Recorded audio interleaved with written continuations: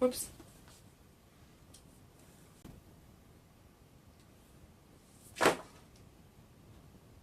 Hello, my name is Marty and welcome back to my channel. I took a short break from doing videos. I think it's been like 2 or 3 weeks, which isn't that long, but I did have to take some time off to get used to university in Slovenia because it's a lot of work. But now I should be able to do a video once in a while. Today we're going to talk about everything I got from Magical Readathon in September. It's been, I think today is the 19th or something.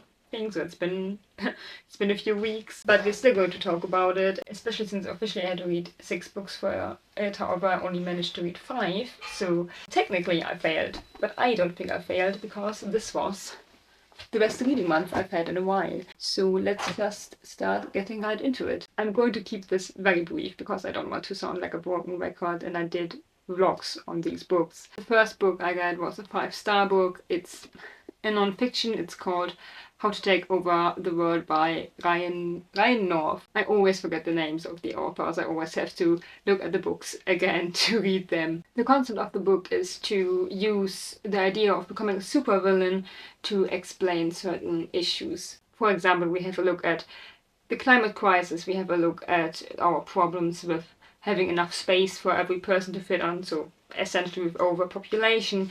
We also have a look at things like time travel, at like less serious ideas, at how deep we could dig a hole into the earth, and also what would happen if we were to dig a hole that deep. It's extremely funny, it's extremely entertaining. I can't decide if it's entertainingly interesting or interestingly entertaining. It's very accessible. It has a lot of little cartoons in there, which of course now I'm talking about and can't find them. Once more, my camera doesn't really focus on things like these, but there are a lot of these cartoons in there. They're always at the end of each chapter executive summaries, these things where... Why do I keep trying this?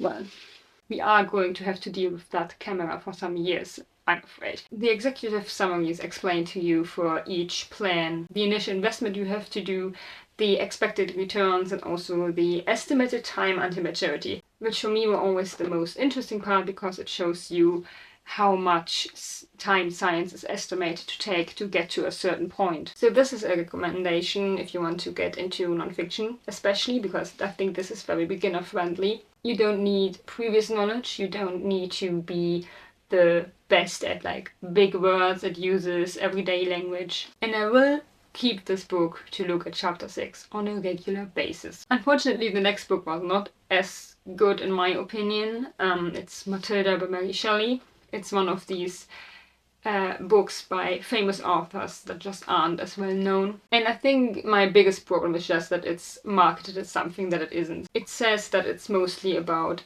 the infectious relationship of a father to his daughter. However, I would disagree with this assessment. I think it's more about grief and losing somebody... Whoopsa! And losing somebody who you were close to, but in a toxic relationship, essentially, because this father-daughter relationship starts off with the father leaving the daughter because her mother died in childbirth. And then he comes back when she turns, I think, 16, and basically falls in love with her. I think he mostly sees her mother at first, and then at some point he actually falls in love with the person his daughter has become. And it's just, he tries to resist. It's never explicit. The love relationship is never explicit. But the daughter also falls in love with her father to a certain extent, and it gave me the ick. And it was described in a way that I think, just for me personally, it's not something that I want to read like this. And it's also a lot about suicidal ideation. Everything that you read in here is very heavy. So there are some nice passages. I drank of an enchanted cup, but gall was at the bottom of its long-drawn sweetness. That's quite a nice sentence. But you also have to be prepared for the daughter falling in love with her father. Like, there's also a lover. There was madness in the thought, yet he was my lover. So it's not explicit, but you can see that there might have been something going on behind the scenes that back in, the 19th century Mary Shelley couldn't write about.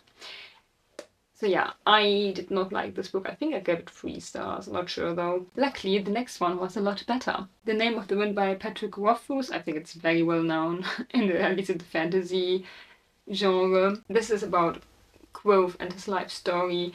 He, at the point we're meeting him the first time, he's the owner of a pub. There's his assistant, Bust. He's a mysterious person. We find out a bit more about him throughout the book, but I won't tell you what, because that would be a spoiler.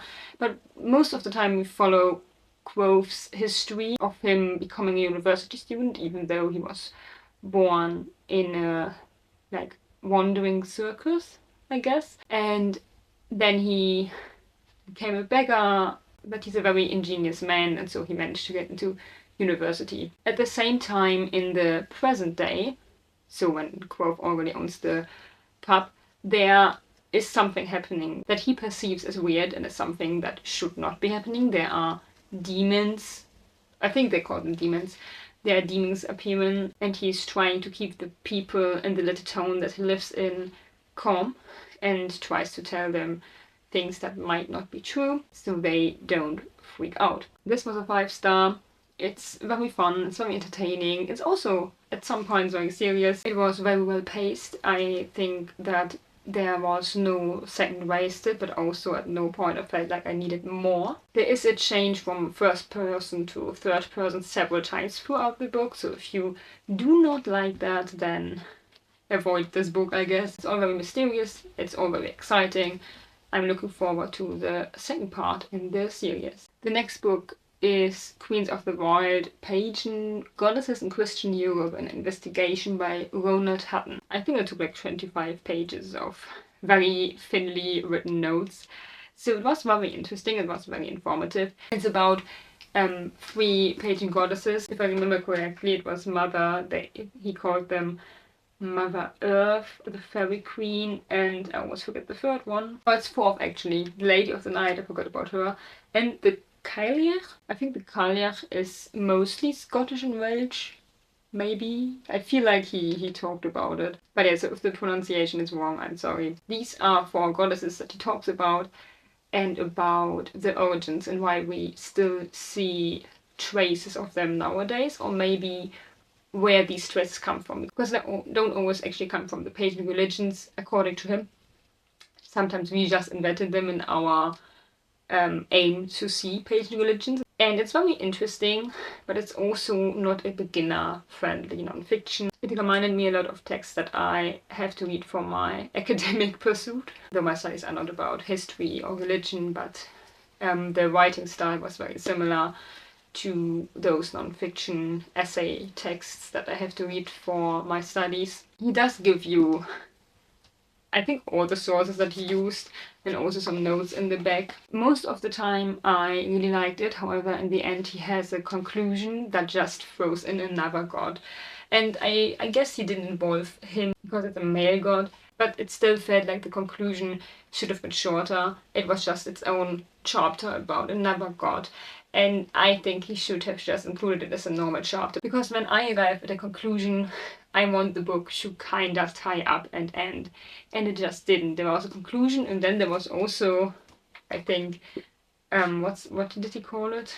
No, wait. So the thing I called the conclusion was actually called the epilogue. So in the epilogue he talked about another god, and then in conclusion he actually tied it up.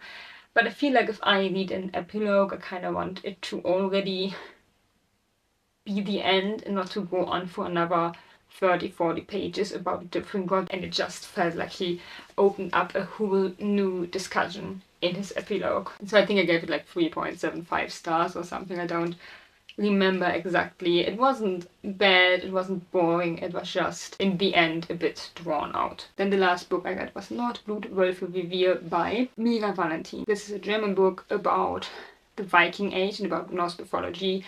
It's not like hard fantasy, there are not a lot of fantasy elements in there, but there are some. For example, the people do meet the gods sometimes. And there are also creatures that are part of Norse mythology, like this horse with 8 legs whose name I always forget. Three gods, Freya, Odin and Loki, have made a bet. They will throw challenges at these three random people that they just chose because it was convenient. And whichever chosen heroes deals best with these challenges wins the bet. We don't follow the gods, we follow the perspectives of the humans involved in these bets and also of the children. It's a good book. I don't really have many complaints about it, especially considering this is self-published. But I also don't really have a lot to say about it. It's not like something stood out to me that was especially good.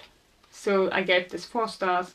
I want to read the next book, though apparently this is a book in the series of 5, so it will take some time until I'm through with it. And then there's the book that I did not finish this month. It's called Nachts im Kanzleramt. Alles, was man schon immer über Politik wissen wollte by Marietta Slomka. I can't really tell you much about this yet because, as I said, I haven't finished it. It's about German politics and the German political system, but it's written, I think, more for teenagers, young people who just start having an interest in politics. I think that this might be a good starting point for people who are like 14, 15 years old. Obviously for me as somebody who studies this. It's interesting to see how she explains it, but it's not something that I would tell other people in my studies to read because it wouldn't make sense. It's very basic. So these were all the books I read and didn't read this month, or the last month I guess. Been a while. In general, I think this was a great reading month just because I had 2 5 stars, which basically never happens, and also I got 5 books, which is a lot for me. I don't think I will have another reading month like that this year, so even though I didn't read the last one, I don't think this was a failure at all, because it was still the best reading month I've had in a long time. So thank you for watching and see you very soon.